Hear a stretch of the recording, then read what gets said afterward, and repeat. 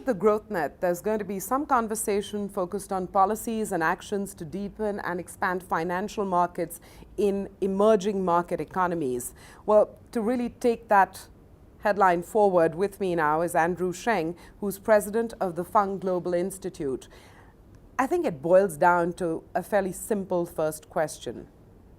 A lot of money is flowing into Asia, into developing countries, given the low interest rates in the West.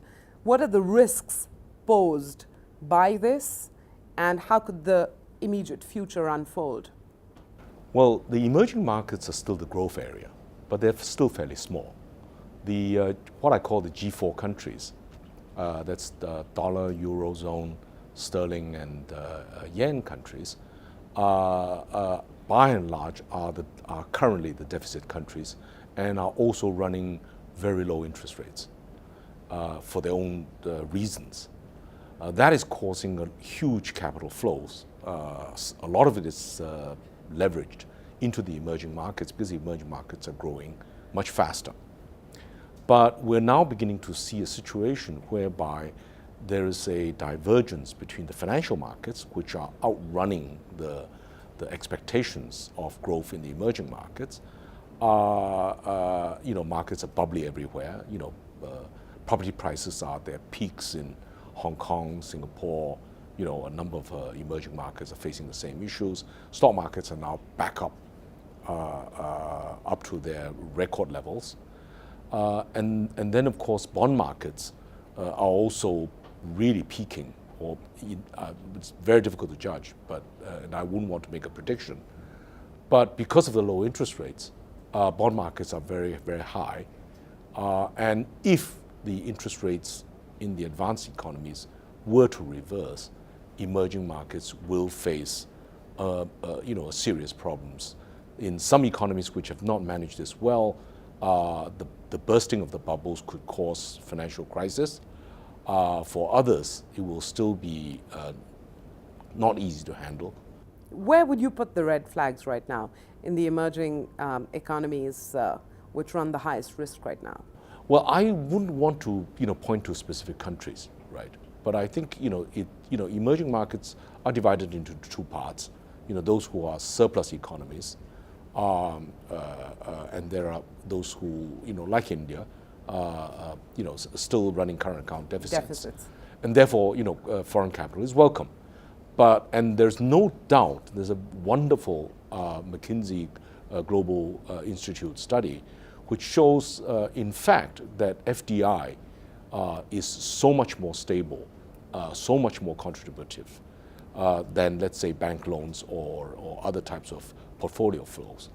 So, to a large extent, countries like India should be welcome more foreign direct investments. The speculative flows will be in today if the market's good, and out tomorrow if they don't think things are working well. So the ability to manage those kind of flows issues will be a serious, not an easy task. But is there enough thought, enough coordination, enough sharing of experiences that's really making some of these emerging countries better prepared in the event that there is a bubble bursting scenario? There is not enough exchange of views between emerging markets on this area. Because there could be value from that. Oh, there's huge value from this. I think there are very good experiences, for example, in Chile, in Colombia, Brazil, Korea, right, which handle these bouts using different tools.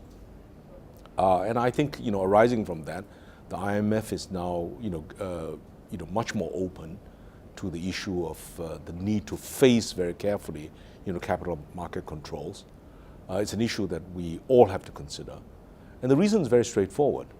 I think probably, as most people think, probably by around 2030, India would be the third largest, somewhere between 2030 to 2035, India will be the third largest economy in the world, next to China and the United States. Of course, if you count Europe, that's still very, very large. What does that mean? It means that the Indian rupee and the renminbi would be counted amongst the global international currencies. Now those are huge implications, right? It's got huge implications for the use of these currencies as global trading currencies or investment currencies, and there's huge implications for the capital markets. The capital markets in India, China, and other emerging markets. The Brazil will be a very, very important player in the years to come, and so is Indonesia. And I'm sure you're going to be reflecting on some of these implications here at the GrowthNet, which really brings together some representatives from each of these countries. Exactly. I think GrowthNet is a very good platform for both sort of public intellectuals from G4 countries as well as emerging markets to share their views. We'll leave it at that. Thank you very much for your time. Not at all. Thank you.